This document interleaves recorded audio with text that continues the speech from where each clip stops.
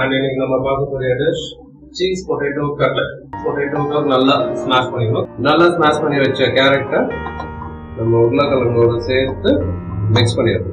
Table spoon oil போட்டு ginger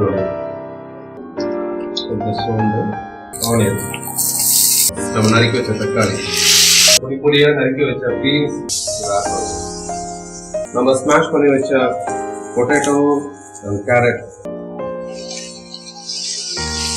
garam masala, மிளகாத்தூள், உங்களுக்கு தேவைக்கேற்ற உப்பு. So masala almost ready.